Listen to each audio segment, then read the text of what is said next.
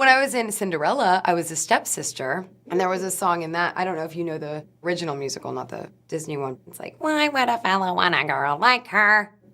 Oh, it was like a, really wacky, puffy sleeve, crazy situation. And then there were cone braided hair, big blue eyeshadow, and red lipstick. And I had braces at the time, so all the red lipstick would get stuck in my braces whenever I was smiling. I had braces for 7 years, so any play that I did, for the most part, I would just have whatever lip color in the braces for the whole play.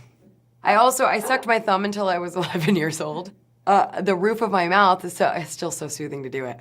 It feels so good. The roof of my mouth is so high pitched that I had this huge overbite, and I got this gate when I was in 2nd grade that came down. This is like in between. I had braces and then they put a gate, and it was like, eh?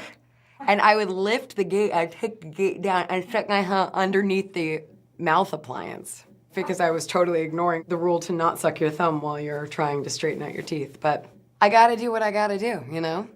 The name of the movie is La La Land. Well, Damien came to see Cabaret when I was doing Cabaret, and he saw me on a night that I was on a lot of cold medicine, which was a lot of nights because I was sick a lot during the run. After the fact, I heard he had seen it, and I was really upset because I was like, I don't think I was even in my body for that entire show. So I think that was my unofficial audition for La La Land without knowing it, and I think he has bad taste. Because if he thought that was a good show, I mean, he's wrong. I've always known how to do a little, I say always, like I was born knowing how to do a time step. I wasn't, but I learned it when I was little, just a kind of simple time step, and that's actually something that I think I can remember doing on set. Since I started working, it kind of wakes me up to do a little time step, but that was the only tap that I knew. I know I was like maybe 14-ish, but I don't remember where it was. I might have said this to you before, but it bugs me when names, like traditional names, are spelled funky. My real name is Emily. I was taken at SAG. Please call me Emily. In fact, will you just put Emily Stone on my screen test? There's another Emily Stone.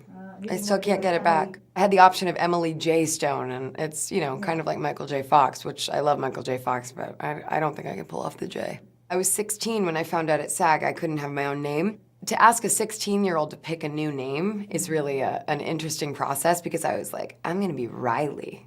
My name's gonna be Riley Stone. And so my name was Riley Stone for about 6 months, and I did a guest spot on Malcolm in the Middle, and one day they were like, Riley, Riley, and I had no idea who they were talking to, and they were like, hey, come on, we need you on set. And I was like, oh, I'm not Riley, I can't be Riley.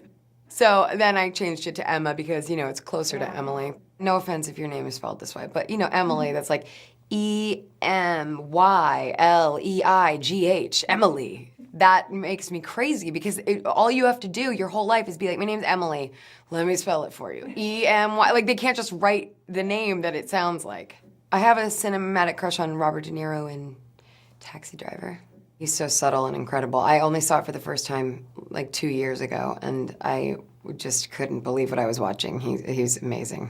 You know what I don't like? It's not a fear, but even thinking about it, it's giving me a weird feeling in my body and my mouth. Newspaper, print, yeah, just like having dry hands and touching a newspaper. Ugh! Or having like hangnails and like a woolly kind of blanket or sweater. That's not an irrational fear, it's just so gross to me to think about. Oh, I have a chill up my spine. I gotta get out of here.